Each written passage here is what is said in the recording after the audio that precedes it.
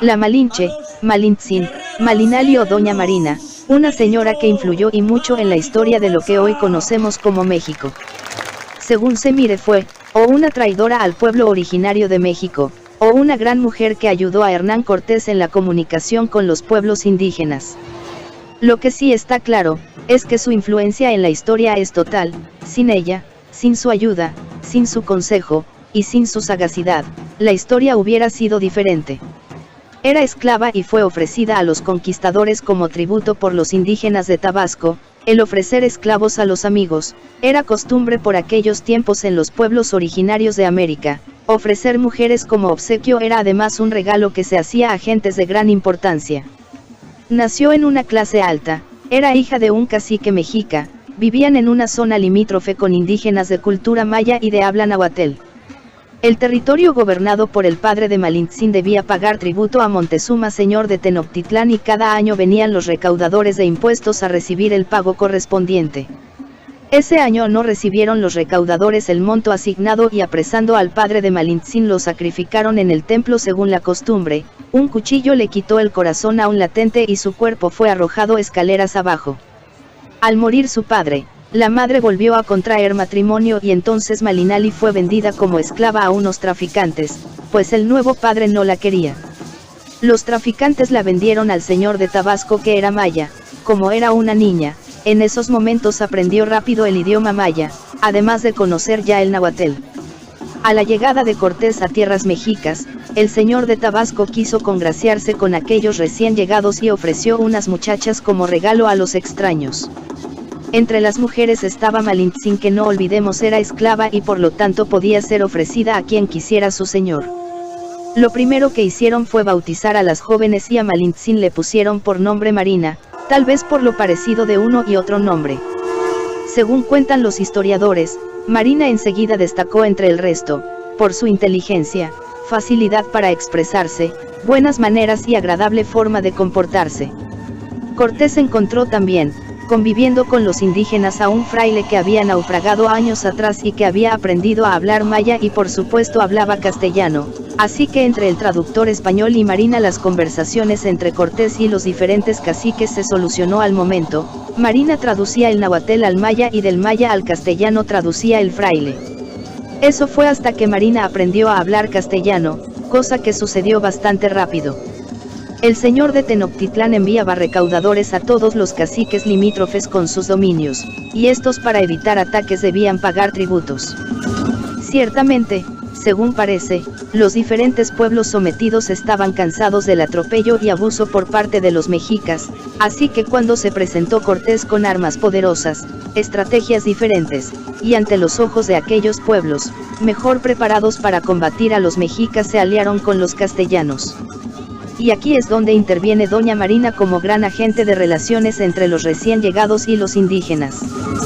Doña Marina, no solo traducía como un lorito, sino que aconsejaba a Hernán sobre posibilidades, caciques que ya ella sabía estaban hartos del dominio y abuso mexica, y que resultarían buenos compañeros de camino. Presentaba a los recién llegados como amigos, y establecía buenas relaciones entre ambos bandos. A través de las diferentes conversaciones Cortés comprendió el sometimiento que sentían los pueblos vecinos de los poderosos mexicas y de las brutales consecuencias de no atender a los requerimientos del señor Montezuma. Poco a poco los castellanos empezaron a relacionarse con los diferentes caciques, y Marina fue una aliada perfecta, pues conocía las necesidades y costumbres de los pueblos, y recomendaba a Cortés formas de pacto. Demostró ser una gran estratega y unas relaciones públicas inmejorable. No solo traducía, sino que aconsejaba a Hernán sobre cómo tomar decisiones, dónde ceder, dónde apretar al interlocutor de turno. Montezuma fue avisado de lo que estaba ocurriendo en las fronteras de su territorio, supo que había unos extraños que estaban levantando a los pueblos sometidos, y como recibía noticias un tanto extrañas sobre aquellos hombres nunca antes vistos por allí, decidió presentarles cara antes de que llegaran a su hermosa ciudad. En la ciudad de Cholula preparó una emboscada contra los nuevos visitantes que amenazaban su hegemonía. Esta historia de la emboscada de Cholula tiene dudas sobre si realmente fue un plan preparado para asesinar a Cortés y sus tropas, o un ardid de los castellanos y aliados, ya que al parecer la batalla con los mexicas nunca se dio allí, sino que se masacró a los cholúas sin más. Lo que se sabe más o menos fue así. Los castellanos estaban avanzando hacia la ciudad de Tenochtitlán. Cholula era un gran centro de comercio, y anteriormente habían tenido diferentes batallas contra los tlacaltecas aliados ahora de Hernán. Salieron a recibir a los recién llegados con obsequios y ofrecieron hospedaje, pero solicitaron que los tlacaltecas no podían entrar en Cholula, así que las tropas indígenas acamparon a las afueras de la ciudad.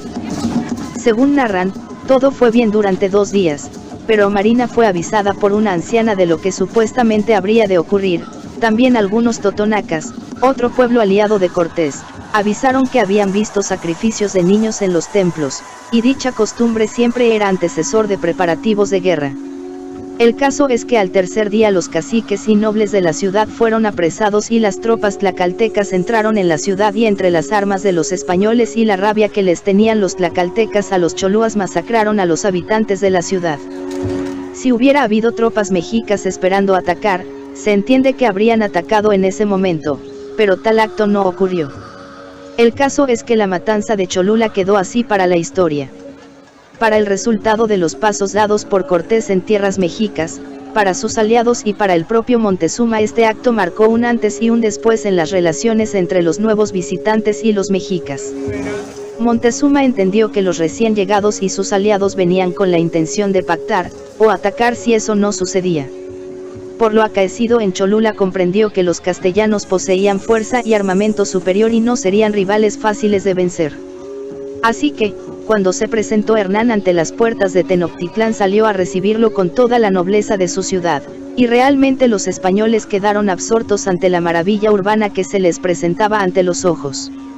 Les ofrecieron un palacio como morada y las cosas, aunque tensas pues todos sabían a qué venían los castellanos y sus aliados, todo estaba negociándose bastante bien. Ocurrieron 2 cosas que cambiaron el rumbo de todo. Una fue el ataque en la ciudad de Veracruz de mexicas contra el asentamiento castellano allí, y Cortés quiso que el señor de aquellas tierras fuera ajusticiado en Tenochtitlán como gesto de buena voluntad por parte de Montezuma. La otra fue que Cortés tuvo que ausentarse de la ciudad y dejó todo a cargo de Pedro de Alvarado.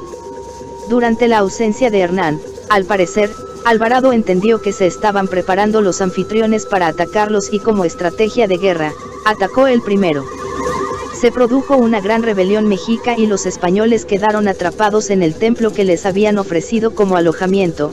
Para estas ya Cortés había regresado a la ciudad y aunque trató de apaciguar los ánimos, todo resultó inútil. Tuvieron que huir de Tenochtitlán por la noche, pero fueron masacrados por los mexicas. Lograron escapar menos de la mitad de los castellanos y muchos menos indígenas. Según las crónicas, habían entrado en la ciudad unos 1000 tlacaltecas y salieron 100 solamente.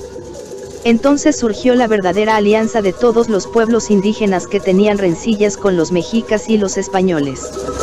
Cortés logró reunir a miles de indígenas que bajo sus estrategias, vencieron tras muchas batallas, a la ciudad de Tenochtitlán, terminando de esa manera con el imperio mexica que hasta el momento había fructificado por todo el valle y regiones limítrofes.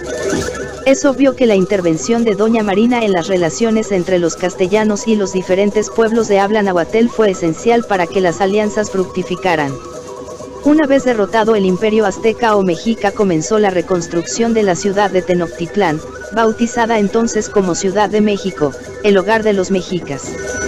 Doña Marina, al ser entregada como esclava, fue dada en matrimonio a un noble español que participaba de las tropas de Cortés. Su marido fue enviado a España para informar sobre el viaje y allí fue preso, y en las nuevas tierras no volvieron a tener noticias suyas. Marina, acompañante de Cortés, tuvo relaciones con este y le dio un hijo, Martín, que aunque era ilegítimo pues no estaban casados, fue declarado hijo legítimo de Cortés por bula papal. El hijo de Doña Marina y Cortés fue llevado a España por su propio padre y fue paje del propio Felipe II. En cuanto a su madre, la protagonista de esta historia, quedó a vivir en México y casó con Juan de Jaramillo, con el que tuvo una hija, Marina.